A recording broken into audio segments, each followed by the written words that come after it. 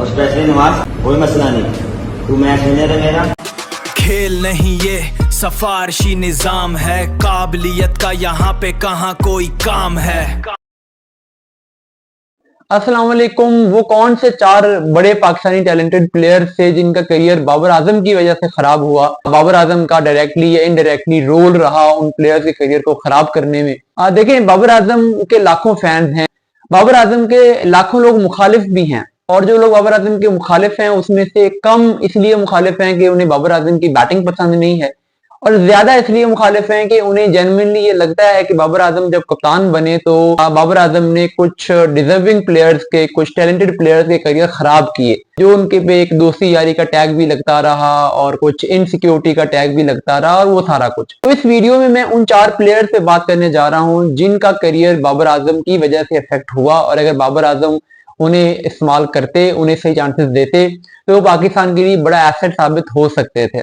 इस लिस्ट में जो पहला नाम है वो तो फखर जमान है। देखिए, फखर जमान ओडीआईज में तो उनको चांस मिला है, ऐसा नहीं है कि ओडीआईज में उनको चांस नहीं मिला, लेकिन टी20 की हद तक हुआ क्या कि फखर जमान और बाबर आजम पहले ओपनिंग कर रहे थे, फखर जमान की और बाबर आजम की ओपनिंग पे चल भी ठीक रहा था। उसके बाद फिर एक सीरीज में न्यूजीलैंड का टूर था, फखर जमान बीमार हो गया, वो जा नहीं सके। रिजवान उस सीरीज में गए एज अ कीपर बैट्समैन, और वहां पे उन्होंने ओपनिंग की। उस सीरीज में शायद बाबर आजम भी अवेलेबल नहीं थे और अब्दुल्ला शफीक और रिजवान ने ओपनिंग की, तो वहां पर रिजवान ने स्कोर कर लिया। उसके बाद जब बाबर की वापसी हुई तो फिर बाबर और रिजवान का ओपनिंग पेयर बना दिया गया, जिसमें जाहिर है हेड कोच मिसबाह उल हक का भी रोल था, अकेले बाबर का तो ये डिसीजन नहीं होगा, और फखर जमान को नंबर 3 पे कर दिया गया।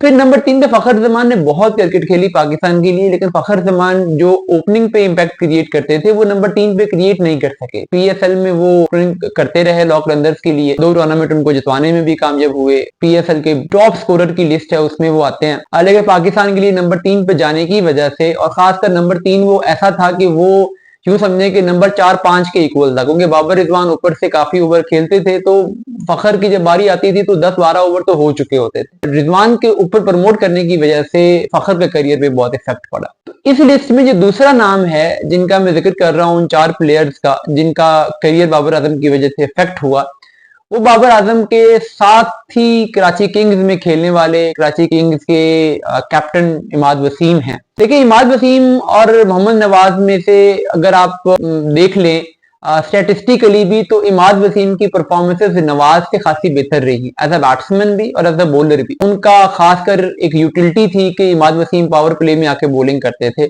नवाज से पावर प्ले में उस तरीके से बॉलिंग नहीं होती थी। मिडिल ओवर्स में तो आप ऐसे भी शादाब से बॉलिंग करवा रहे थे, तो नवाज की यूटिलिटी टीम में उस तरीके से नहीं थी, लेकिन इमाद वसीम जब होते तो इमाद वसीम एक डिफरेंट यूटिलिटी प्रोवाइड करते थे।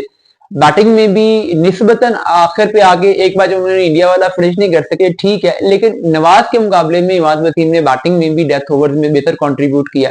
फिर इवन पीएसएल की परफॉर्मेंसेज में भी इमाद वसीम नवाज के मुकाबले में बहुत आगे थे, लेकिन प्रॉब्लम ये हुआ कि चूंकि इमाद वसीम पीएसएल जीते थे और अगले साल बाबर आजम ने इमाद वसीम की जगह कप्तानी संभाल ली, जो कि बाबर आजम को नहीं करना चाहिए था। देखिए, ठीक है, बाबर आजम पाकिस्तान टीम के कैप्टन थे और वो डिजर्व करते थे कि वो किसी फ्रेंचाइज की कप्तानी करते, ऐसा नहीं है कि उन्हें कप्तान नहीं बनना चाहिए था, लेकिन एक ऐसी फ्रेंचाइज जिसने पिछले साल पीएसएल जीता है और उसका कप्तान इमाद वसीम है, और Imad Wasim as a player भी परफॉर्म कर रहा है, तो एक बंदा जिसने एज अ प्लेयर भी परफॉर्म किया है, जिसने टीम को टूर्नामेंट जितवाया भी है, उसको हटाकर बाबर आजम को कप्तान बनाना ये ज्यादती थी। बाबर आजम को चाहिए ये था कि बाबर आजम कराची किंग्स को अगले साल छोड़ते, अपनी फ्रेंचाइज स्विच करते, पेशावर जल्बी में चले जाते और वहां कप्तान बन जाते। तो वो जो एक सीजन उन्होंने कराची किंग्स की कप्तानी की, सारा सेटअप खराब किया, वहां से भी इमाद और आमिर का जो रिलेशनशिप था बाबर के साथ वो कंप्रोमाइज हुआ, और इसमें बाबर का रोल है। बाबर का ये डिसीजन कि मैं कराची किंग्स का कप्तान बनता हूं, एक विनिंग कैप्टन को हटा के, ये महंगा पड़ा, और इमाद वसीम के साथ रिलेशनशिप खराब था, इसी वजह से बाबर ने उनको प्रेफर नहीं किया। बाबर बार बार नवाज को सपोर्ट करते रहे, और नवाज ने बहुत क्रंच मौकों पे पाकिस्तान को मैचेस हरवाए।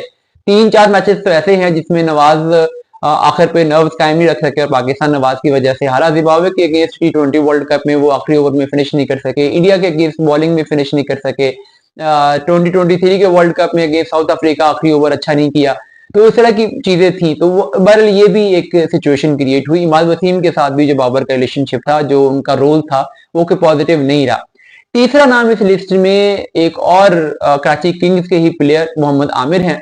मोहम्मद आमिर के साथ जो बाद में कुछ हुआ उनके करियर के आखिरी कुछ सालों में, उसमें सोलो रिस्पॉन्सिबिलिटी बाबर आजम पर तो नहीं डाली जा सकती। उसमें कुछ रोल मोहम्मद आमिर का अपना भी है, कुछ रोल उसमें वकार यूनुस का भी है, कुछ उसमें मिसबा का भी रोल है, सबका इनपुट था। लेकिन बहरहाल बाबर का भी उसमें यह था कि कराची किंग्स में जब इमाद वसीम को हटाकर बने थे बाबर आजम कप्तान, तो वहां से भी आमिर और बाबर के दरमियान रिलेशनशिप खराब हुआ, क्योंकि आमिर जाहिर है इमाद वसीम को सपोर्ट कर रहे थे कि उसने जितवाया है उसे होना चाहिए।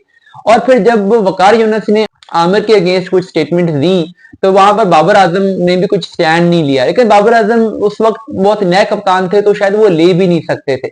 लेकिन उसके बाद फिर बाबर ने कभी कोशिश भी नहीं की कि आमिर को टीम में लाया जाए या आमिर को टीम में शामिल किया जाए, या वो इसी कंफर्ट जोन में रह के ठीक है इमाद और आमिर टीम से बाहर रहे।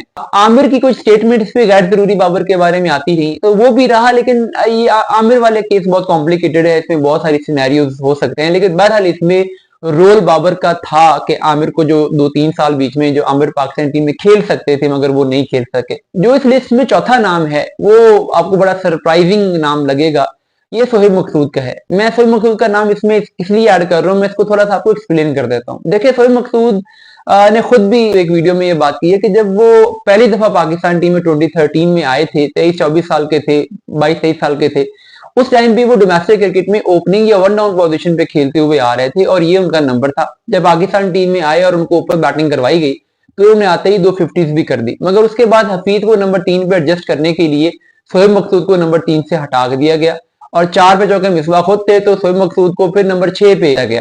तो उस वजह से क्या हुआ कि नंबर 6 पे उनके जाने की वजह से उनसे बैटिंग उस तरीके से डिलीवर हो नहीं सकी। 5 पे उमर अकमल खेल रहे थे तो उस वजह से सोहेब मकसूद को जब 3 से हटा के 6 पे किया गया तो जो उनका टेम्पलेट ही नहीं था जिसमें वो कभी उन्होंने बैटिंग ही नहीं की थी, तो वहां पर वो परफॉर्म नहीं कर सके और वो ड्रॉप हो गए। फिर जब 2020 की PSL में वो प्लेयर ऑफ द टूर्नामेंट बने और दोबारा उनका कमबैक हुआ पाकिस्तान टीम में, तो उनके साथ दोबारा वही कहानी दोहराई गई। क्योंकि बाबर और रिजवान ओपनिंग कर रहे थे और फखर को उन्होंने ओपनिंग से हटा के 3 पे भेजा था और 4 पे ऑलरेडी हफीज खेल रहे थे, तो सोहेब मकसूद का नंबर 5 से ऊपर बैटिंग में जगह बनी नहीं रही थी।